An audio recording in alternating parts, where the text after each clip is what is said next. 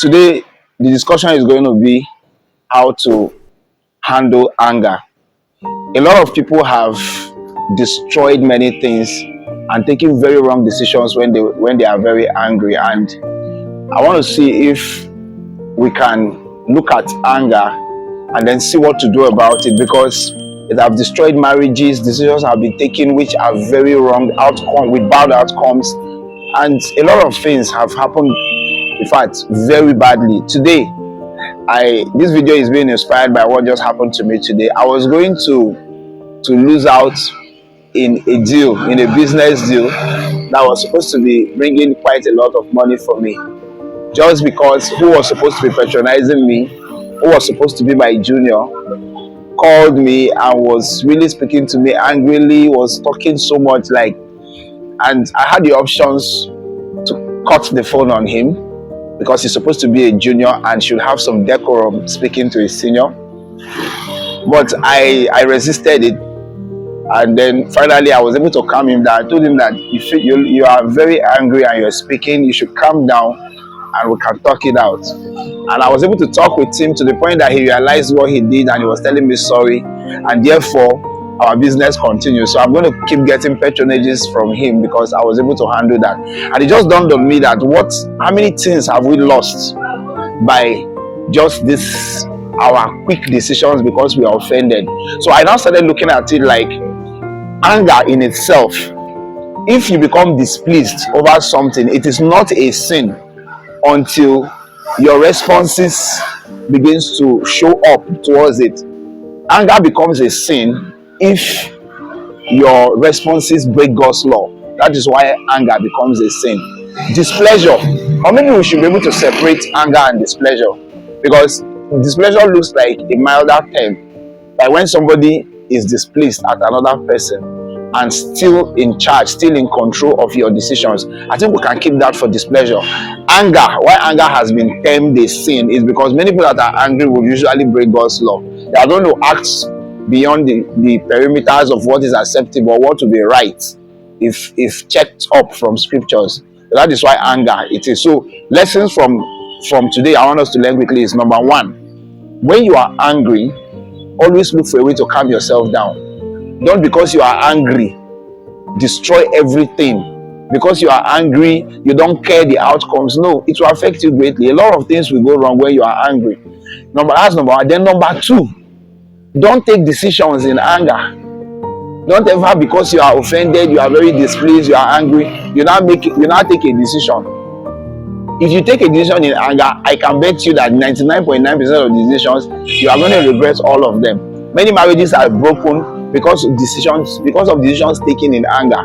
In the Bible, you remember the story of Vashti, when King Ahasuerus invited her to show forth before his cabinet, because she was very beautiful as a king's wife, queen, and the king wanted to show her off, to just like, come and see my wife. And she didn't buy the idea. Why will the king be showing me off to his friends? She didn't like it, so she refused to show up. It was bad enough. If maybe I was close by then, I would have advised her that since it's your husband I have said so, and since you have said it before people, even if you don't like it, at least for the sake of peace, you should go and do that, and then later you can discuss with him that he shouldn't do it again.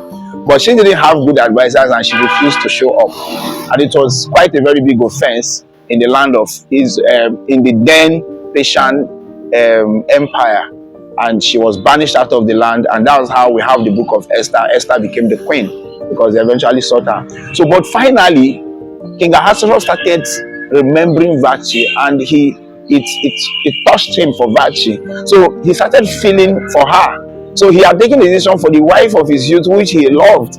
But because he was angry and took a decision like that, and that's it, he now did a thing that he cannot reverse. And in the then kingdom, there are many things you cannot reverse. As soon as decisions are taken, you can't change them. The laws of the kings are written on marble. They are laws, we call it the law of the Medes and Persia, which cannot be changed. So there is no way he would have been able to bring back Vashti. So that decision was wrongly taken and he cannot reverse it. So many times when people take decision in anger, it will not be a good decision. So don't ever take a decision when you are angry. That's number one. Then number three, anytime you are angry, anytime you notice that you are very, very angry, don't ever go physical. You must discipline yourself that you don't go physical. Some people are in prison, some people have killed people because they were angry. Some people have given some people blow. They just thought because they are angry, then they just raise their hand and blow the person. I was with a patient that had ventricular septal defects, and she have a heart issue, and she has been managing that for some time. Imagine that, and she's married. Okay, imagine her husband getting very angry and then give her a very big base in the heart. Then when she slump and die, they are going to arrest the man for killing somebody. And then the man is going to say, I didn't plan to kill her. Yes, you did not plan to kill her, but now you are a murderer. And now, before you know it, you are in prison, and you're going to be facing sentence for murder. So as much as possible, don't ever go physical when you are angry. Things to do when you become angry is to walk away. You can actually walk away from the sin. I saw somebody who recently beat his wife, and he blew his wife on the eyes. In fact, this is just some days ago. And he told me, because his wife came to the clinic, that I should treat. So we're trying to understand why he should beat his wife. He told me that, have I ever done this before? I said no. He said, I was angry and I wanted to step out of the house, and she confronted me and locked the door. She blocked the door. I looked for a way to open the door and went out. I wanted to pass the gate. She blocked me at the gate. So she refused to let me go and ventilate. So the only way I could ventilate was to give her a very big blow and some slap, and eventually he has fought his wife. And unfortunately, he's supposed to be a pastor. So now a pastor has beaten his wife, and that's the thing. Now he was looking for a way to excuse himself out of that anger situation so that he can go and ventilate, but the wife did not allow him. But if he had taken this principle of, I will never go physical if I'm angry, should have saved him from that mess. Just decide that no matter how I am angry, I will never go physical.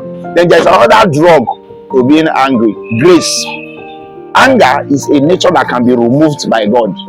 People have prayed and God removed anger. They will tell you that before I used to be boisterous. Before, you can't tell me this and I can leave you to pass. So when you give your life to Christ, you can actually get to God and ask God, this nature, remove it from me. And if God does it, you would later see, you will see for yourself that you seem to be better. And some people will believe that anything that is natural cannot be harmed. See, God created man and he can recreate anybody. He is God. So if you believe it, you pray about it. If your anger have cost you a lot of things have gone wrong, maybe in your own life because of your anger. So if it has cost you so much, then go back and pray about it and tell God to remove that nature. It's a nature. Some people used to get angry and they don't destroy as much as you do. Some people get angry. People have gotten angry and did something wrong to their benefactor, and every benefit they have in life went down the drain, and they are suffering right now because their benefactor, they did something wrong. In fact, I was trying to intervene. Another thing even happened recently. I was trying to intervene for somebody that has lost a job in a company, and because I have a relationship with who is the owner of the company, I called her on phone trying to negotiate how they can bring him back. I dropped the call and the person was still angry. If I see the other, I go break a head. I will do this. And I was looking like, I was begging for you. You are still getting furious. It's like this guy doesn't know that he's not the owner of this company. You are an employee, and they can hire and fire. I'm now begging for you. You are still getting angry. And now you are begging me to give you money to go and buy food because you are no longer receiving salary. I finally gave him 2,000, but 2,000 cannot sustain him for the month. Because he told me that, okay, doctor, give me 5,000. I said, no, I'm not going to give you 5,000. It's 2,000 I will give to you. Go back to work. He cannot calm down because he's angry.